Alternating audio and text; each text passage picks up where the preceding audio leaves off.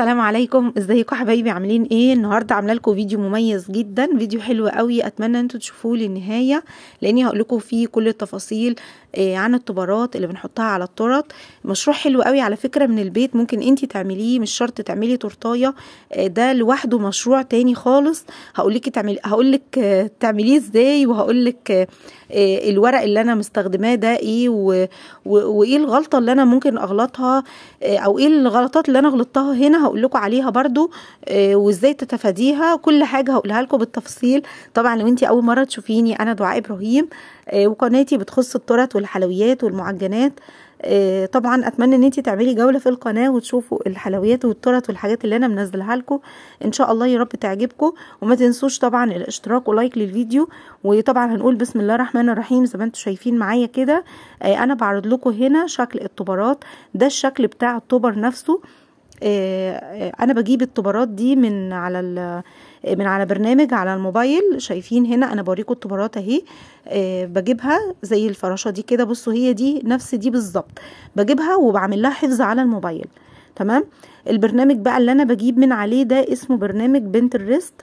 طبعا اكيد كلكم كتير قوي عارفينه. انتي لو نزلتيه من على جوجل بلاي بتنزلي البرنامج ده على موبايلك وبتخشي في البحث، تكتبي بقى طبر فراشات، طبر بنوته، طبر توم اند جيري، طبر اي طبر انتي عايزاه لطبر التورت بتكتبيها. شايفين زي الطبرات دي كده. عايزه اقول لكم الغلطه اللي انا غلطتها هنا. المفروض لما بتاخدي اي طبر، شايفين حجم الفراشه دي قد ايه؟ شايفين حجم الورقه دي حجمها 20 في 30. ده كتير قوي على الطبر. الفراشات طالعه كبيره قوي، انا عايزه الفراشات اصغر من كده، المفروض تبقى 20 في 20. بس للاسف انا طبعت هنا الطبرات كلها مقاس واحد، ففي منها مظبوط وفي كبير شويه. زي الطبر ده كده، ده باربي، انا سايباه فاضي من فوق بحيث ان انا اكتب فيه الاسم باي قلم فلوماستر، اكتب الاسم اللي انا عايزاه عليها. هوريكم كل الحاجات دي وهي مقصوصه، بس انا بشرح لكم بس هنا كده تفاصيل الحاجات دي كلها. انا دخلت اخدت شويه طبر فراشات. ده مشروع حلو قوي على فكره، ممكن تعمليه من البيت. زي الورقه، شايفين الورقه دي انا مجمعه فيها كذا شكل، وعاملاها برضو بنفس المقاس. تمام، يعني انت ممكن تجمعي. شايفين انا بوريكم هنا شكل الطبرات اهي. دي شكل الطبرات، الفراشات بكل اشكالها. عايزه اقول لكم بقى الغلطه اللي انا غلطتها هنا ايه، ان احنا لما ناخد اي طبر من على الموبايل لازم تكوني متاكده من الجوده بتاعه الصوره. في طبرات هنا زي بابجي كده وزي فري فاير تقريبا، الحاجات بتاعت الاولاد دي كلها هتلاقيها موجوده. الغلطه ان انا لما اخد ده البرنامج، ده شكل البرنامج انا بوريه لكم اهو على الموبايل، عشان تكوني عارفه الشكل بتاعه. اسمه بنترست. لما تخشي تاخدي اي صوره لازم تتاكدي ان الجوده بتاعه الصوره ممتازه. في صور هنا انا كنت خدتها ما خدتش بالي من الجوده خالص، فطلعت الصور معايا مش مظبوطه خالص. طلعت الالوانات باهته، طلعت الالوان الصوره نفسها مهزوزه. عايزه اقول لكم الورق اللي انا بستخدمه ده اسمه ورق جلوسي. في نوعين من الورق، في ورق كوشيه وفي ورق جلوسي. تمام. الافضل والاحسن الجلوسي، الاتنين حلوين على فكره. الجلوسي افضل واحسن. انا بطبعه فين بقى؟ بطبعه في المطبعه.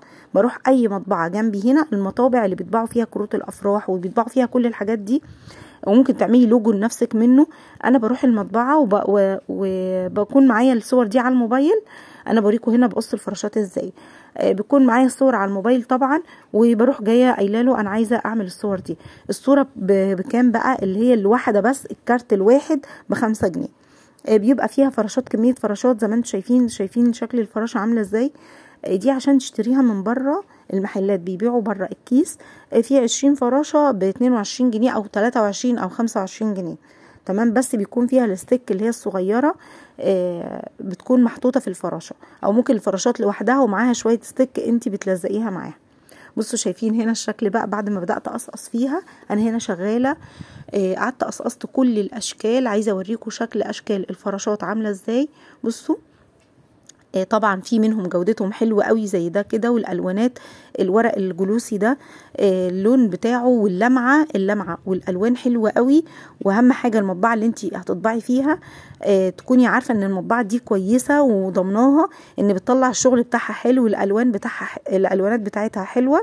زي كده انا بحب تكون الصورة زاهية كده ومنورة، يعني الالوانات تكون باينة ومنورة.